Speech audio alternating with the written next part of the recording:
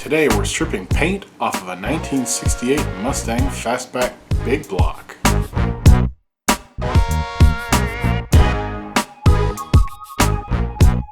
What have I been up to? Well, I've been sick, so I've just been scraping by.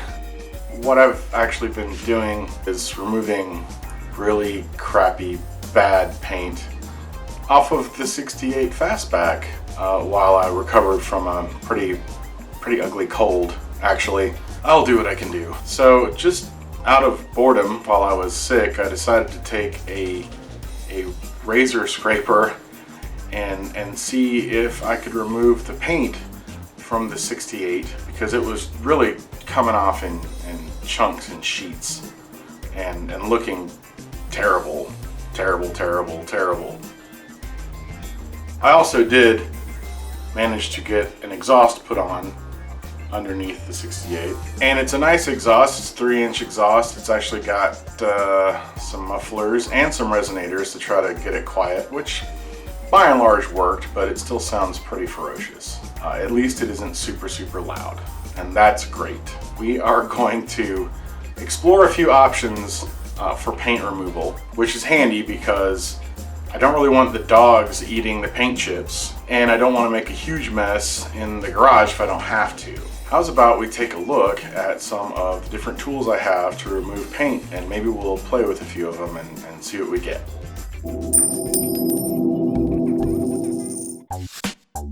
I'm going to use a regular old garden variety paint scraper, a big fat old 4-inch grinder, a 3-inch cut brush that I got from Lowe's, a Makita electric drill that has the cut brushes that I thought I lost inside the case, which is why I bought a new set of cut brushes.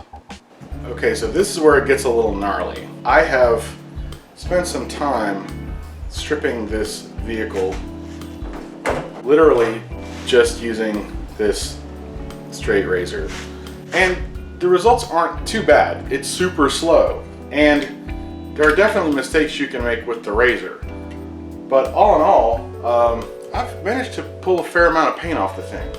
Oh yeah, another tool I've used, or perhaps misused, is this, I think it's a linoleum knife for linoleum flooring.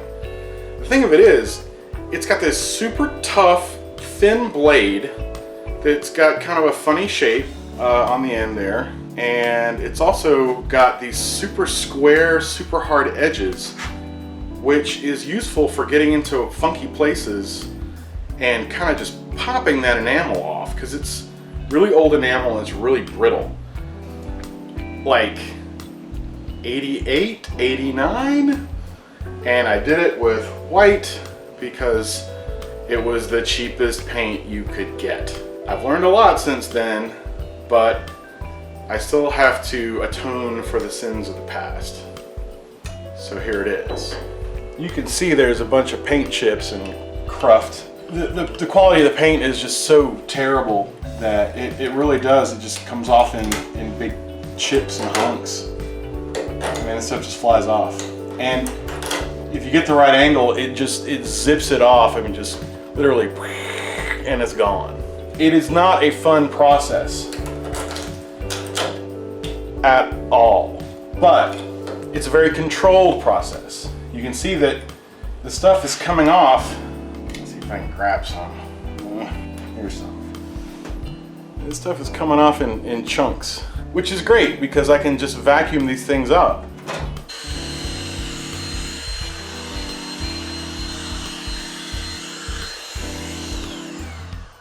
Pretty cool.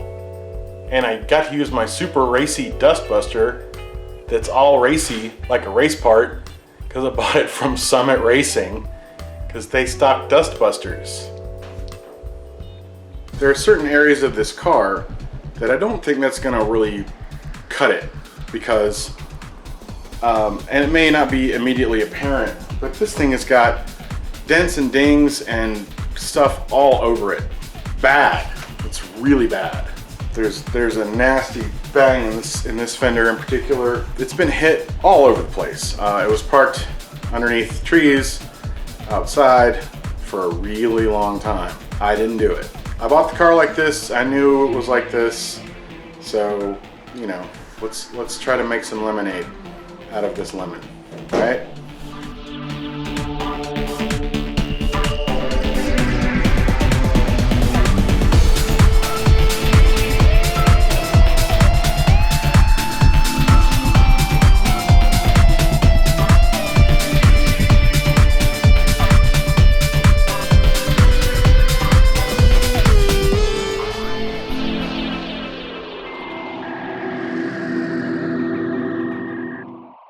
I mean, that's pretty bad. My answer to getting rid of paint in the past has been these little cut brushes. And I'm gonna tell you something, these things are vicious. Really, you should respect them because they will tear you up. Like permanent rock, permanent, they'll hurt you permanent. I haven't really used it up to this point on this because of the kind of uncontrolled nature of the paint. You know, it's just gonna throw stuff everywhere. But I think it's worth demonstrating what the potential of this is on this low spot on this fender in particular, where I can't really, I mean, I can scrape it to a point, but the razor scraper works a lot more on really gentle curves, not sharp stuff. So let's try it.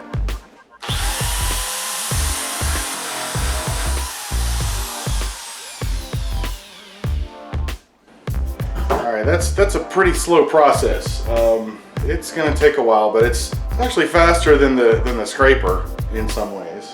Not quite as abrasive and awful as I thought it was gonna be. I thought it was gonna be a lot rougher, but that's good. Let's try it a little bit more. Let's see what it does to this rusty spot.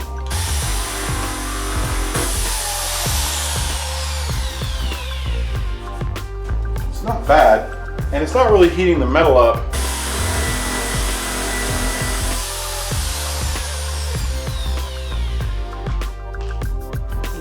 That worked out pretty good.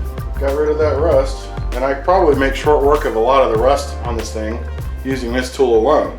But I have meaner tools. This is a bad boy right here. This is a Makita 4-inch grinder. And I broke it out for the first time when I was welding my friend Tony's tank. It was empty, never had fuel in it.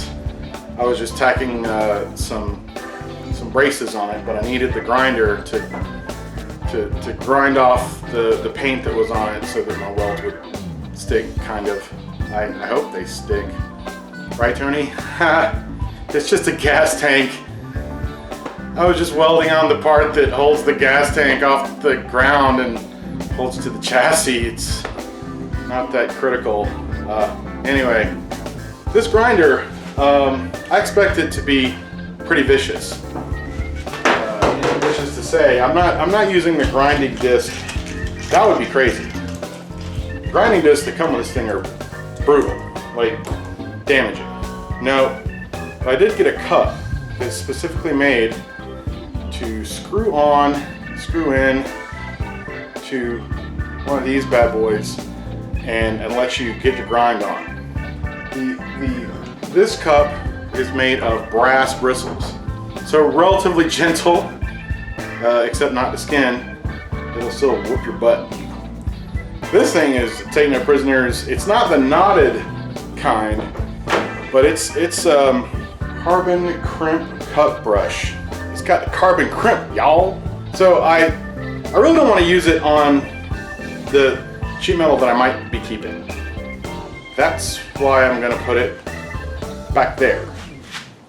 Come on.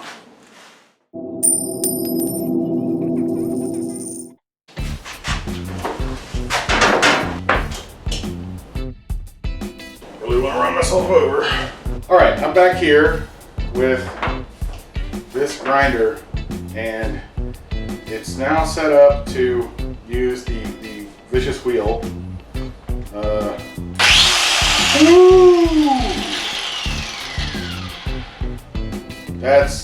That's the sound of scary. This trunk panel tilt, the Fastback deck lid, pretty jacked up. I kind of don't care about it. I'm pretty sure I'm replacing it. It's got all kinds of just bad Bondo work on it. And I don't like it. So let's see what this does to this panel. And I'm gonna try to move so you can see it.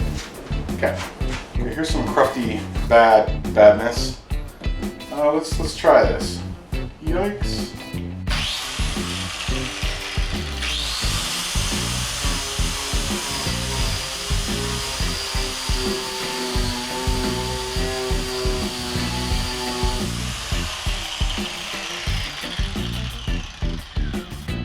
Dang, this thing rips. You can see, I got a close up on that, you know. Dang.